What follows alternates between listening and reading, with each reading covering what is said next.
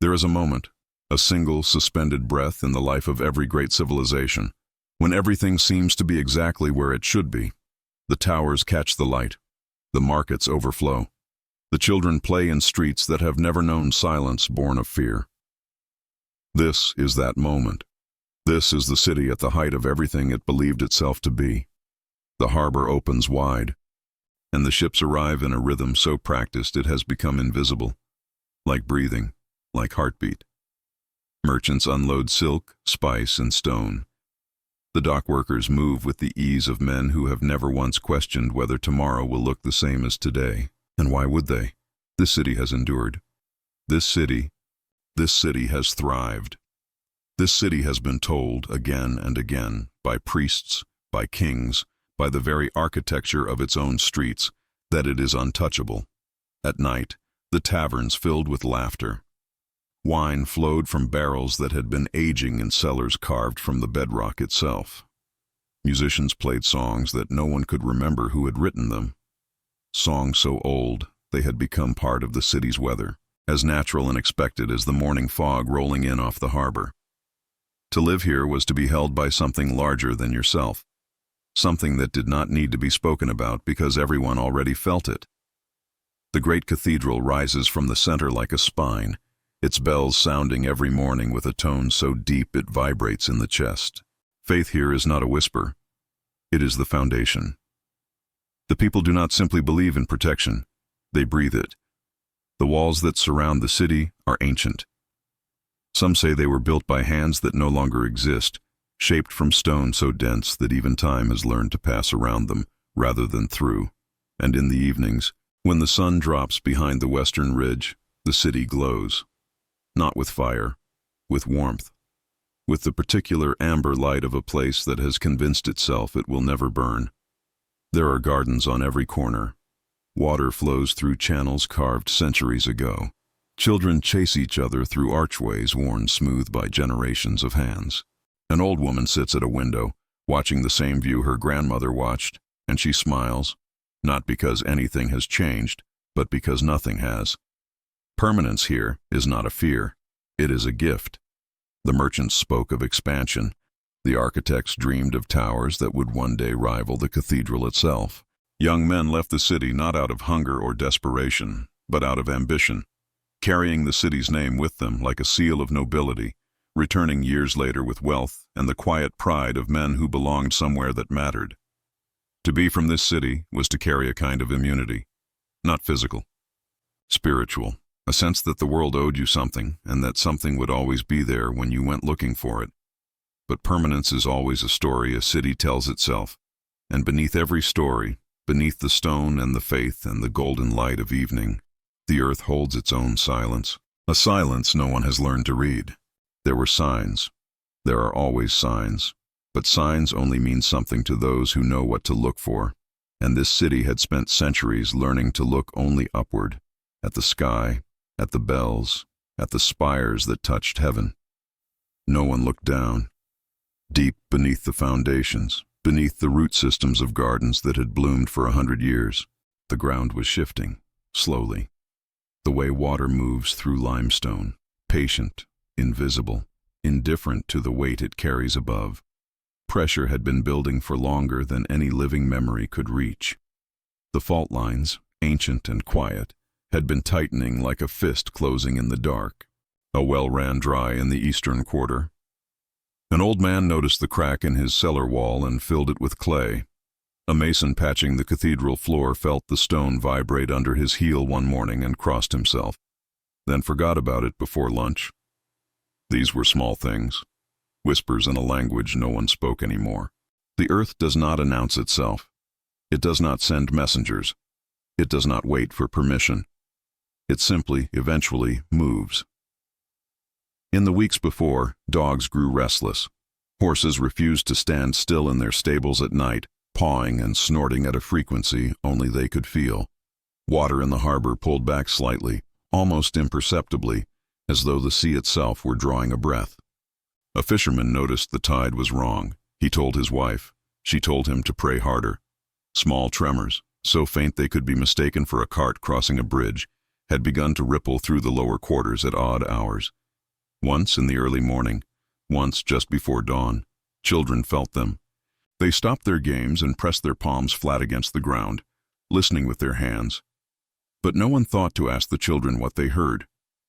At the edge of the city, where the old wall met the hillside, a spring that had run clean for generations turned muddy overnight. An old mason noticed it but said nothing.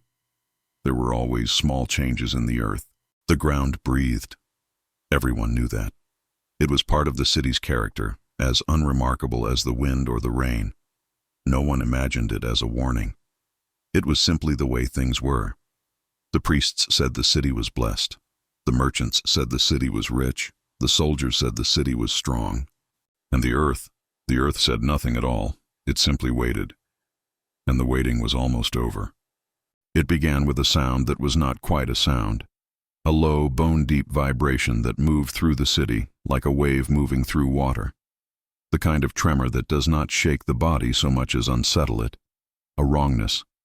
A disturbance in the order of things that the mind cannot immediately name. It lasted only seconds, but in those seconds, something shifted inside every person who felt it. A primal instinct, older than language, older than stone, older than faith, rose from somewhere deep in the body and whispered a single word. Run. But there was nowhere to run. Not yet. The streets were still full. The markets were still open. The bells had only just begun their morning call. And so the people stood, frozen in that strange, suspended moment between normalcy and catastrophe, and waited to see if the feeling would pass. It did not pass. Then the ground moved, not gently, not as a warning, as a rupture. The fault line, ancient, patient, merciless, released decades of pressure in a single convulsive motion. The earth did not crack. It shattered. Streets that had been walked upon 1,000 times before sunrise split open as though something beneath them had finally decided to breathe. Buildings that had stood for centuries, stone upon stone upon stone, did not lean. They fell. Some collapsed inward, swallowed by the ground they had trusted.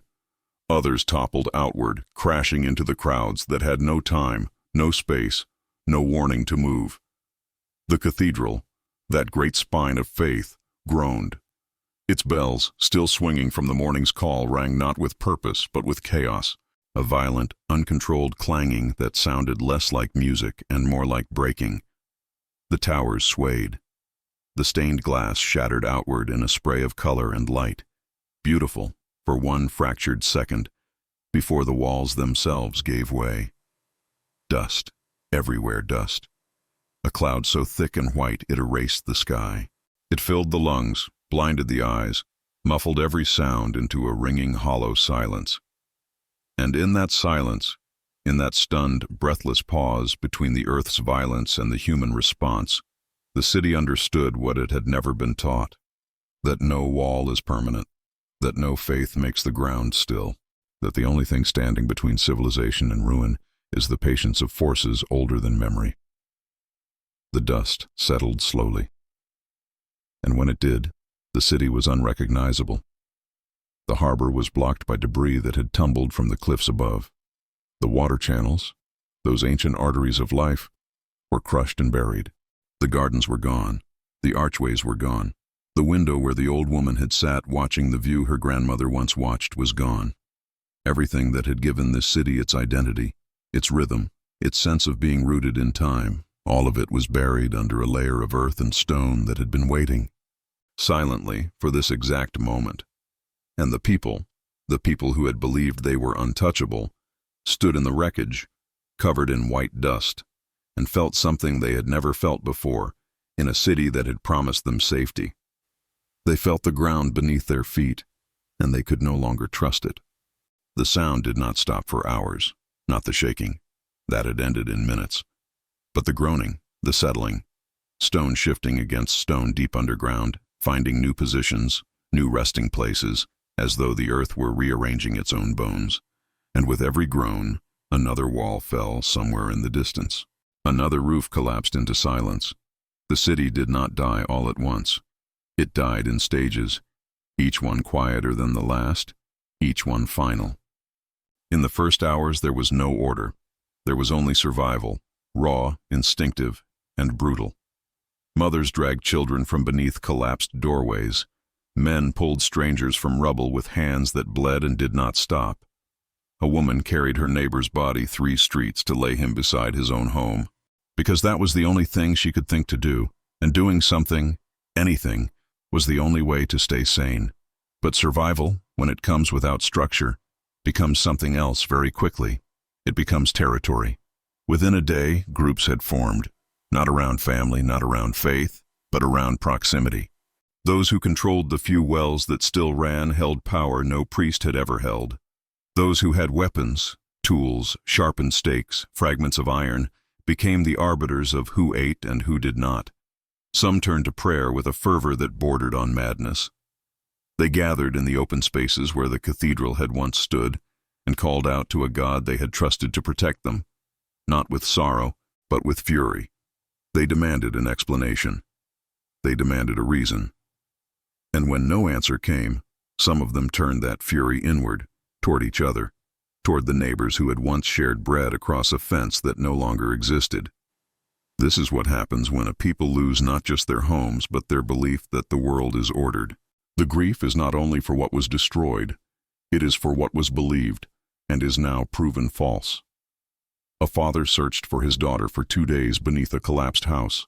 He found her alive, in a pocket of air between 2 fallen beams, her face white with dust, her eyes open and utterly calm. She had not screamed. She had not cried.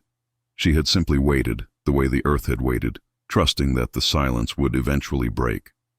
When he carried her out into the open, she looked at the sky as though seeing it for the very first time, and perhaps, in a way, she was. But not everyone broke. There were those, a few, stubborn, quiet, who began to count, who began to map, who walked through the wreckage not with tears, but with questions. Where did the ground split? How deep? In what pattern? These were the people who understood, even in the middle of catastrophe, that the earth had not acted out of malice. It had simply done what the earth does. And if you could learn its language, truly learn it, you might someday be prepared. Reconstruction did not begin with hope. It began with necessity. Bodies were cleared. Water was found. Shelter, crude, temporary, built from the wreckage of what had once been grandeur, rose from the dust like something born rather than built. It was ugly. It was desperate, but it was alive. The new city, if it could be called a city at all, in those early months, was built differently. The foundations were no longer simply stone laid upon faith. They were stone laid upon knowledge. Engineers studied the fault lines. Builders changed the way they shaped their structures, lower, wider, flexible where the old city had been rigid and proud. The new buildings did not reach for the sky. They crouched. They spread. They were designed not to defy the earth, but to move with it. The cathedral was not rebuilt, not immediately. For years, the space where it had stood remained empty, a scar in the center of the new city that no one could bring themselves to fill. It was not a grave. It was a reminder, a silence that said more than any bell ever had. On quiet nights, people still gathered there, not to pray, but simply to stand, to feel the open sky where a roof had once been, to remember what it felt like to believe that stone could protect you from the earth itself. What was lost could never be recovered. Not the stone, not the faith, not the particular way light had once fallen through windows that no longer existed. Some things, once broken, do not reassemble. They become something else entirely. But what was gained, hard-won, painful, purchased with dust and blood and the slow, difficult work of understanding, was something the old city never possessed. It was humility. Not the humility of weakness, the humility of a people who had looked at the ground beneath their feet and finally understood that the ground was not theirs to command. Centuries have passed since that day. The dust settled long ago. New generations have grown up in cities that were built after the lesson was learned. Cities designed with sensors in the ground, with escape routes carved into the bone of their architecture, with the memory of collapse embedded into their very structure. And And yet the pattern persists. Across the world, in city after city, the same quiet confidence rebuilds itself. Towers rise again, taller, shinier, more certain than before. Markets overflow. Children play in streets that have never known fear. And somewhere, beneath the foundations, the earth holds its silence. We have not changed as much as we believe we have. We still build upward before we build wisely. We still trust permanence before we trust caution. We still look at the sky and forget to look at the ground. The lesson of that city, the city that believed it was untouchable, was not that the earth is cruel.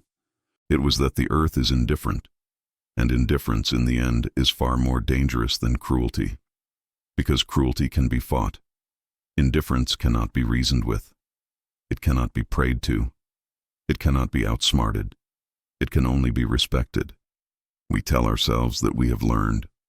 We tell ourselves that the instruments we have built, the codes we have written into our laws, the escape routes we have carved into the bones of our cities, are proof that we are different now, wiser, more prepared. And perhaps we are. Perhaps the next time the earth speaks, we will hear it sooner. Perhaps we will move faster. Perhaps we will save more. But the belief, the quiet, persistent belief that we are somehow exempt, that our city is different, that our walls are strong enough, that our faith or our technology or our sheer determination will be the thing that holds the ground still. That belief never fully dies. It simply waits. It waits the way the earth waits, patient, silent, certain that its moment will come. Somewhere, right now, a city is glowing in the amber light of evening. The markets are full. The children are laughing. And beneath the streets, in a silence so deep it has no name, the ground is listening. And it will not wait forever.